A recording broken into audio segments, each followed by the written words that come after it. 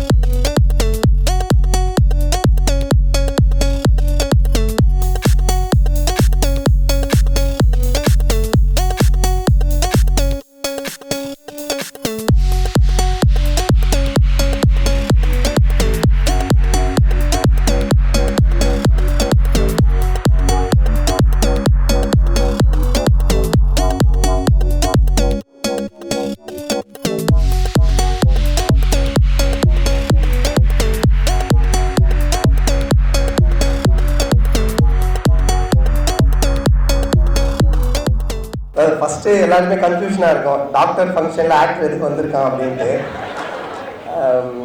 ஒரு சின்ன ஒத்துமை இருக்குது அப்படின்னு சொல்லலாம்.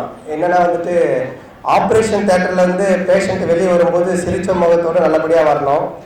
அதே மாதிரி சினிமா தேட்டர்லேருந்து பார்க்குற ஆடியன்ஸு சிரிச்ச முகத்தோடு வெளியே வரணும். ஸோ உடல் ரீதியான சில பிரச்சனைகளை சரி பண்ணி அனுப்புறது டாக்டருடைய கடமைன்னா, மன ரீதியான சில பிரச்சனைகளை சரி பண்ணி அனுப்புறது நடிகனுடைய கடமை. ஸோ அந்த தேட்டர் ஒரு ஒற்றுமையினாலேயே என்னன்னு தெரியல, அந்த ஃபங்க்ஷனுக்கு என்னை கூப்பிட்டுருக்காங்க. அப்புறம் இங்கே வந்திருக்க சில்ட்ரன்ஸ் எல்லாருமே நான் பார்த்தேன். குழந்தைங்க மற்றும் அவங்க பேரண்ட்ஸ். குழந்தைங்களுக்கு ஒரு சின்ன ஒரு கொசுக்கடினோட நம்ம பதறி போயிடுவோம். வேண்டாத தெய்வம் இருக்காது, செய்யாத பிரார்த்தனை இருக்காது.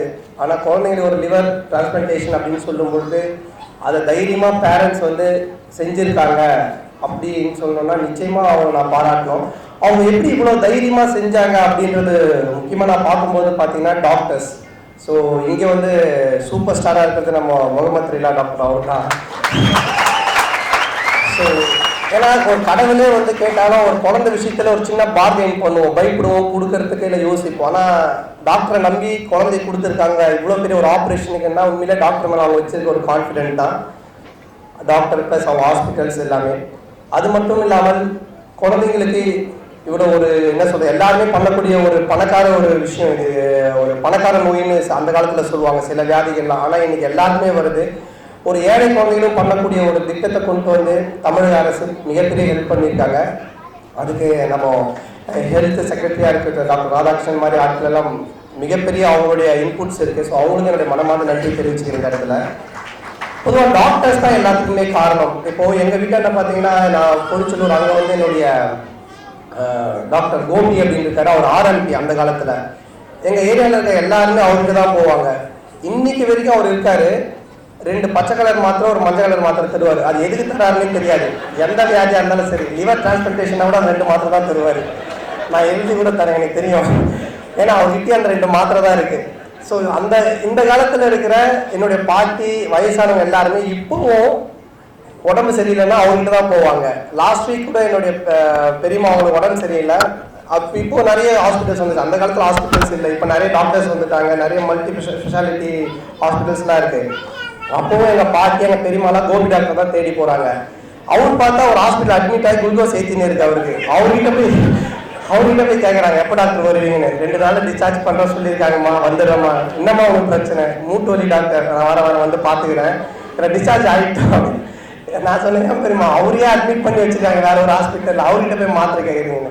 ஸோ இன்னும் நான் சைக்காலஜிக்கலாக இந்த டாக்டர்கிட்ட போனால் கைராசி, இவங்க தொட்டால் சரியாயிடும் அப்படின்றது. இது எதனால் வருது அப்படின்னு பார்த்தீங்கன்னா, ஃபர்ஸ்ட் ஆஃப் ஆல் நம்ம அந்த நோயை பற்றி அவங்ககிட்ட பேசுகிற விதம், அவங்க டேக் கேரிங் பண்ணிக்கிறது, அதான் சைக்காலஜியாக ஃபஸ்ட்டு நம்மளை வந்துட்டு பாதி நோயை குணமாக்கும். ஆக்சுவலி டாக்டர்ஸாக நிறைய பேர் இருப்பீங்க, அவங்ககிட்ட நான் சொல்கிறது ஃபஸ்ட்டு நீங்கள் பார்க்குற பேஷண்ட்டு குழந்தைங்க யாராக இருந்தாலும் சரி, அவங்களுக்கு சைக்காலஜியாக நீங்கள் கொடுக்குற அன்பும் அரவணைப்பும் நம்பிக்கையும் தான் பாதி நோயை சரி பண்ணும். அதுக்கப்புறம் தான் மற்ற மெடிசன் எல்லாமே பாதி 50% சரி பண்ணும். ஸோ இவ்வளோ குழந்தைங்க இன்னைக்கு நான் கேள்விப்பட்ட வரைக்கும் லிவர் டிரான்ஸ்பிளான்டேஷன் நம்பர் 1 இருக்கிறது இங்கே தான், குளோபல் ஹாஸ்பிட்டல். ஸோ அதுக்கு காரணம் முக்கியமாக டாக்டர்ஸ். இப்போ நான் இங்கே வரதுக்கு காரணமாக இருந்தது டாக்டர் கார்த்திக், பீடியாட்ரிஷியனில் இருக்கார். அதுக்கப்புறம் டாக்டர் ஜாய் ஓகே. ஸோ அவங்க 2 பேர் தான் எனக்கு இங்கே தெரியும், உண்மையிலேயே வேறு யாரும் தெரியாது. ஸோ அவங்க 2 பேருக்கு நான் பேசும்போது நானே பார்த்துருக்கேன். எனக்கே ஏதாச்சும் ப்ராப்ளம் ஆனால் நான் இவங்ககிட்ட தான் ஃபோன் பண்ணி கேட்பேன், சம்மந்தமே இல்லை. ஏன்னா ஒரு அன்பு இருக்கும், ஒரு நம்பிக்கை இருக்கும், ஒரு அரவணைப்பு இருக்கும். ஸோ அப்படிப்பட்ட ஒரு டாக்டர்ஸாக நீங்கள் எல்லாருமே நாளைக்கு நம்ம இன்னைக்கு சூப்பர் ஸ்டாராக இருக்கக்கூடிய டாக்டர் முகமது ரிலா மாதிரி எல்லாருமே பெரிய லெவலில் ஹெல்ப் பண்ணோம். பெரிய பெரிய ஆப்ரேஷன் பண்ணி நம்மளுடைய அதாச்சும் ஒரு சென்ட் வாங்கினா கூட சிங்கப்பூர் வாங்கினா பெருமையாக சொல்லுவானுங்க, ஒரு சோப் வாங்கினா துபாய் வாங்கினது பெருமையாக சொல்லுவானுங்க. அப்படிப்பட்ட நம்மளுடைய இந்த கல்ச்சரில் ஆப்ரேஷன் வெளிநாட்டில் இருந்து வந்து இங்கே பண்ணிட்டு போகிறாங்கன்னா அது உண்மையிலே நம்ம ரொம்ப பெருமைப்படக்கூடிய ஒரு விஷயம். ஏன்னா சென்ட்டுக்கு வெளிநாட்டை சொல்லக்கூடிய நம்ம இன்னைக்கு ஆப்ரேஷன் வெளிநாட்டுக்காரங்க நம்ம கண்ட்ரியை சொல்கிறாங்கன்னும் பொழுது அதுக்கு இங்கே இருக்கிற ஒரு ஹெல்த்து ஒரு மிகப்பெரிய லெவலில் ஹைப்பாக இருந்தால் அர்த்தம். ஸோ டாக்டர்ஸ்க்கு, இந்த ஹாஸ்பிட்டல்ஸ்க்கு, இந்த நிறுவனத்துக்கு எல்லாத்துக்குமே என்னை கூப்பிட்டதுக்கு மனமார்ந்த நன்றி தெரிவிச்சுக்கிறேன். நன்றி, தேங்க்யூ.